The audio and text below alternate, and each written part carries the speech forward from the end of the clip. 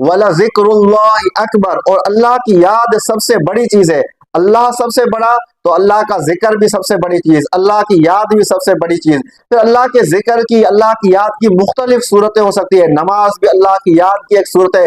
फरमाया गया वक़ीमिस्सलात लिज़िक्री, और मेरी याद के लिए नमाज कायम करो। और कुरान भी अल्लाह के जिक्र की एक सूरत है, अल्लाह की याद की एक सूरत है। मुख्तलिफ किस्म की तस्बीहात भी अल्लाह की याद है। फिर अल्लाह की हम्द व सना, ये सब अल्लाह का एक किस्म का जिक्र है, अल्लाह की याद है। और अल्लाह की याद की इतनी बड़ी फजीलत है कि फरमाया फ़ज़कुरूनी अज़कुरकुम वश्कुरूली वला तकफुरून, बस तुम मुझे याद करो, मैं तुम्हें याद रखूंगा, और मेरा शुक्र अदा करो और मेरी नाशुक्री ना करो। यानी जो शख्स अल्लाह को याद करेगा तो अल्लाह उसको इनायात के साथ याद रखेंगे, उस पर अपनी खुसूसी रहमतें नाजिल फरमाएंगे। और फरमाया गया या अय्युहल्लज़ीना आमनु ज़कुरुल्लाह ज़िक्रन कसीरा, ए ईमान वालो अल्लाह को बहुत ज्यादा याद करो। यानी अल्लाह का जिक्र करना है, बहुत ज्यादा करना है। बहुत ज्यादा क्यों करना है?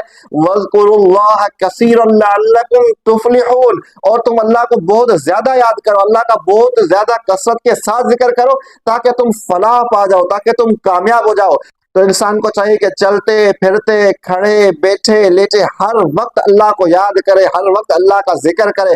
बल्कि हर वो शख्स जो अल्लाह की अताअत में लगा हुआ है, नेकी के काम में लगा हुआ है, वो दरअसल अल्लाह की याद में लगा हुआ है। क्योंकि नेकी का हुक्म किसने दिया हुआ है? अल्लाह ने दिया हुआ है। तो अल्लाह को याद रखते हुए, अल्लाह को याद करते हुए वो अल्लाह की फरमान बरदारी कर रहा है। अल्लाह की फरमान बरदारी ही से तो नेकी हासिल होती है। तो हमें चाहिए कि अल्लाह के जिक्र को बहुत ज्यादा करें और अल्लाह के जिक्र को कम न समझे, बल्कि अल्लाह का जिक्र सबसे बड़ी चीज है।